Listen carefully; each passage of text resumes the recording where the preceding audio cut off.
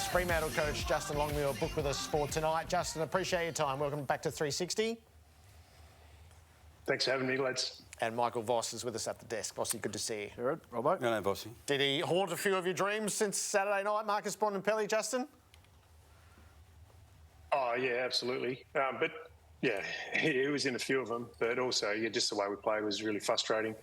Didn't execute the way we wanted to execute. And I think, him getting off the leash was a sign of us not valuing the right things in the game. So, it was a pretty honest review today. What was the plan for Bontempelli, who he's had a cluster of Brownlow votes against you previously? Yeah, we had a similar plan to the one we had round 7. We probably anticipated that he'd play forward a little bit more on the weekend, which he did. And we'd set Heath Chapman to help with the midfield handover in that sense. So that was pulled apart a little bit pre-game when he was a late withdrawal. But so I can cut some slack for certain areas of it, and not getting that forward bit right is one of those. But yeah, we just didn't have the diligence to roll an application of that role in particular. But like I said, it was one of a number of things that we didn't value on the day, which hasn't been a trademark of our game this year.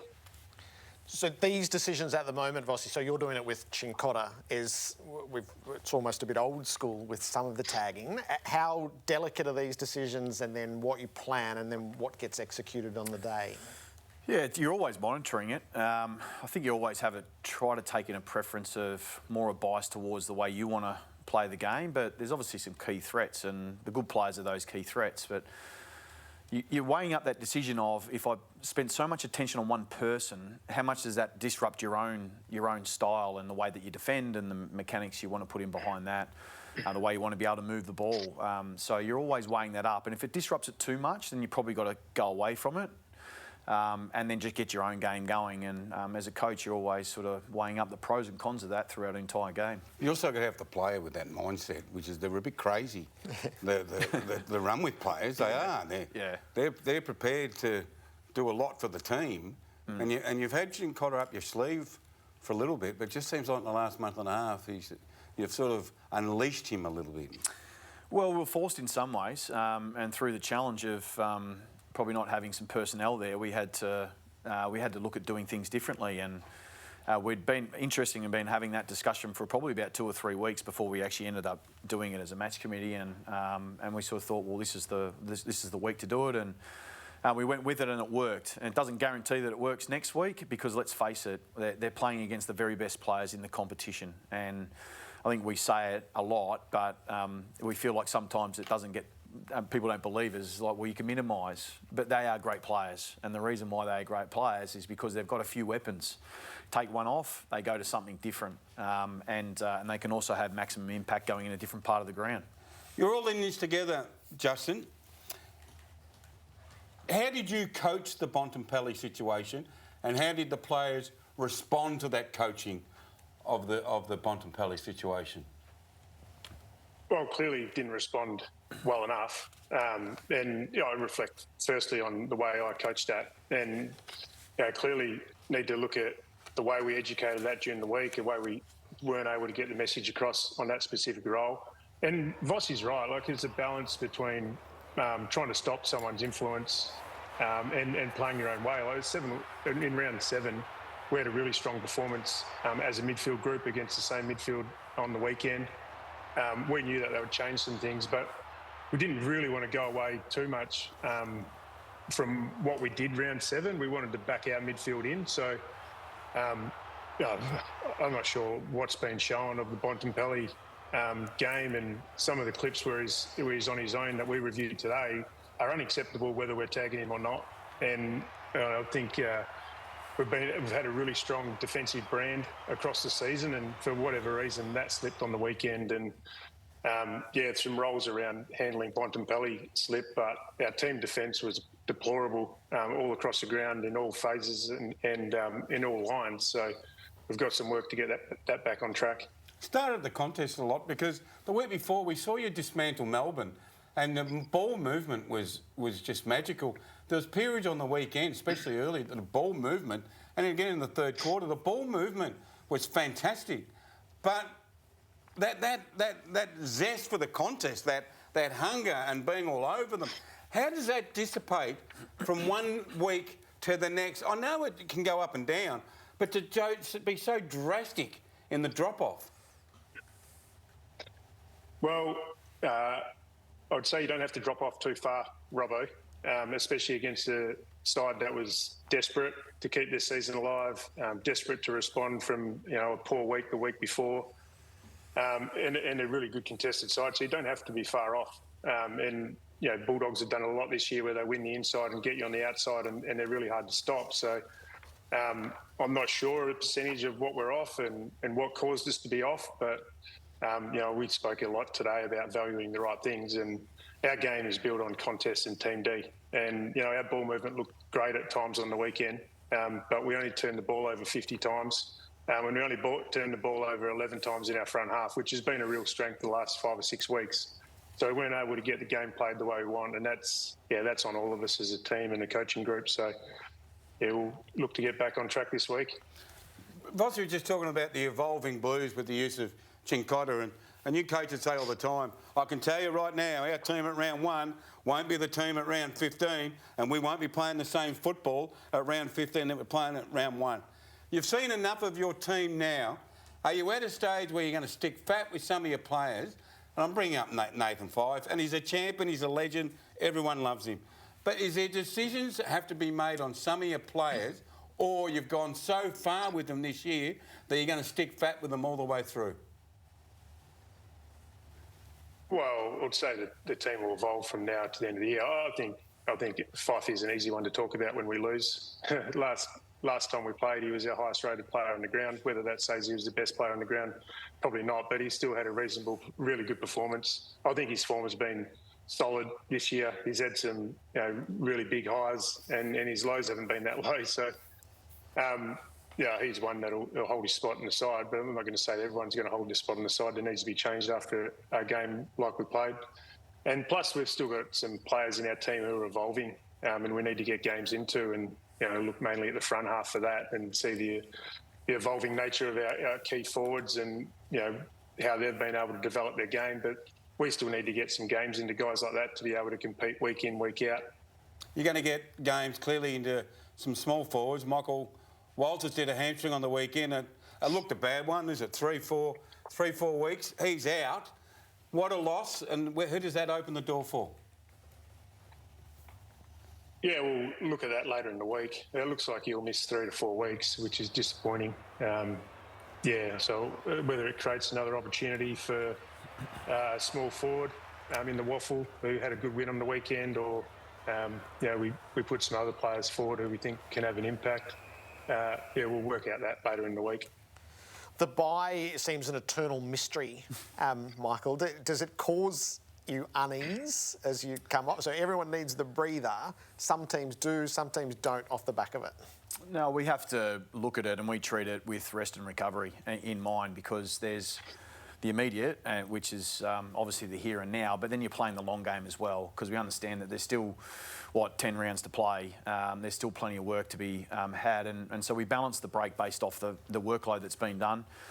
We treat each individual slightly differently. But when you come in on Monday, though, you want to know the players are ready to go. And there's a really fine balance from a mindset to click them back into gear. And also being really cautious about probably what you train over that period of time as well, because you can actually overtrain because you've got more time, so you feel like you can get more work into them. And you might be just then a shade off when you come up against the opposition the following week. And then there's this fine line of not actually being prepared enough for the battle. And so every team will have their own way about going about that. We feel like we've got a good model, but we don't know until we roll up. Well, we tried to maximise the break as best we possibly can. How many days off, for example? It was 4 days for most, but we drip fed a few that had 5 days, some had 7. So depending on the game load that they'd actually played. So we went with it last year. It was quite successful in the long run. So we re-engaged back with the same model. Has the bye presented vagaries for you, Justin?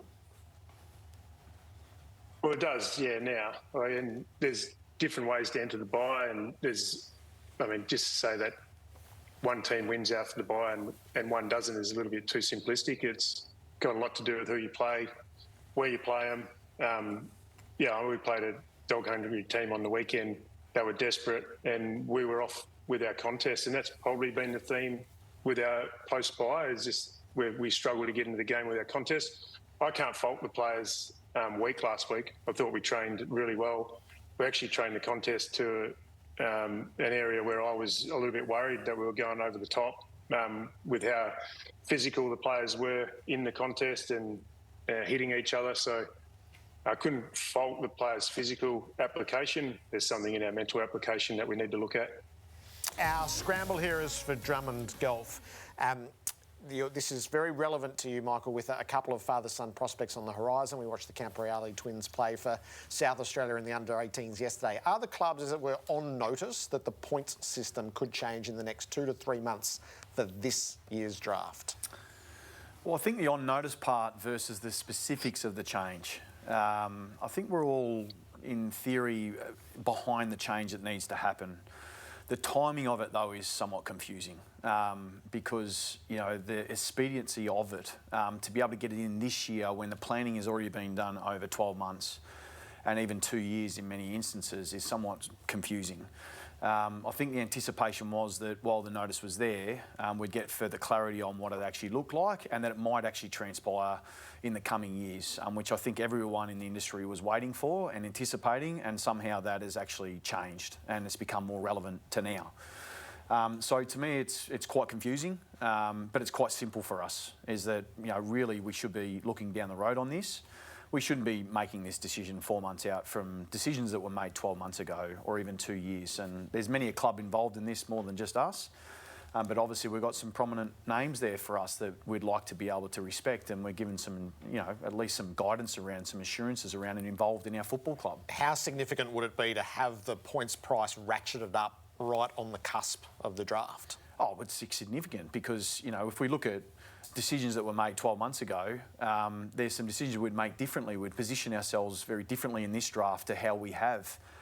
So right now we're really comfortable with the point system and where we're at, and do we have enough points to be able to fulfil that and execute that strategy.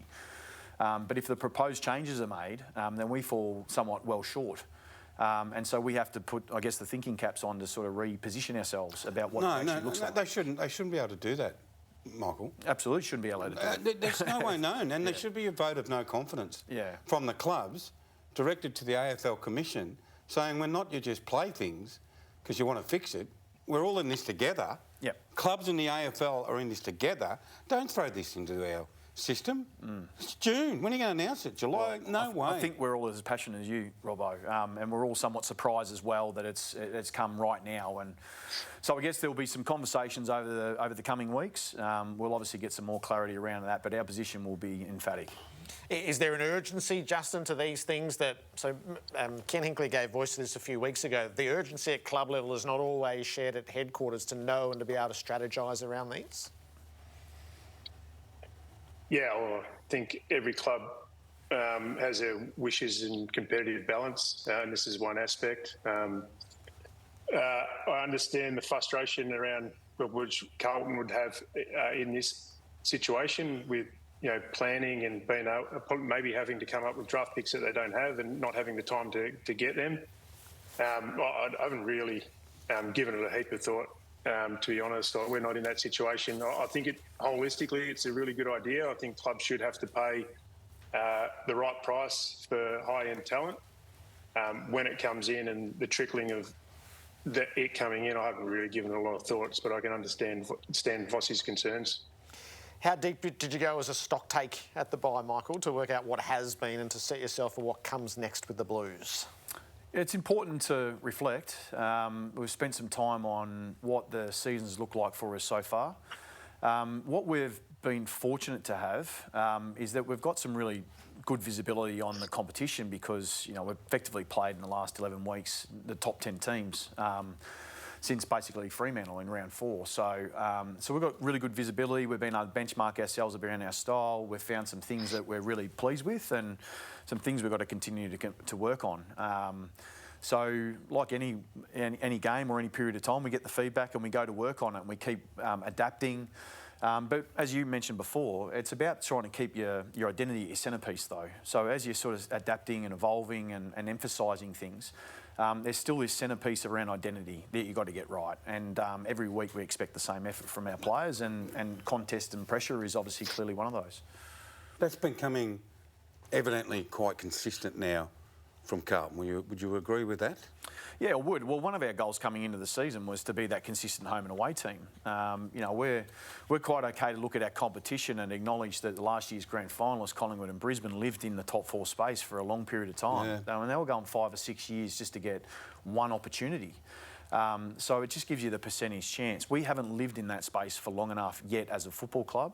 We're trying to close that gap on what that looks like on a week-to-week basis, but we're also trying to close that gap on what that looks like across seasons. So we know we've still got a lot of work to do, and there's still a lot of refinement we need to be able to make to find the best version of ourselves. But we've certainly bridged a lot of that gap this year. You know, barring the Sydney game, that's the game that we really got beaten well. Yep. And we're sort of seeing Sydney and what they're doing at the moment. They're doing it to a lot of teams, but we've been pretty consistent elsewhere. There's the hope of 80,000, I reckon, on Friday night for this rematch with Geelong. And it's Carlton Respects, which has got the tinge of orange everywhere, including the gear, which we'll show. This has meant a lot to the Blues for a while. Yeah, it has, since 2016. And we talk about raising awareness, and obviously as an industry, we took a moment to be able to, a moment of silence, to be able to acknowledge the domestic violence or the prevention of it, and the awareness is one part. The education is critical for us, and that's where we spend a lot of time within schools. The generational change is important, but also to highlight how the role we need to be able to play and what we need to model as leaders in our industry and in our community. And so it's one thing to educate it, but we have to live it. And there's certainly change that needs to happen from a behavioural point of view. The QR code on the screen there. Michael, it's great to have you here. Thanks a lot. Thanks for your time. Bye-bye. Justin, terrific. Thanks for being part of it tonight, and good luck with the rebound. Thanks, guys.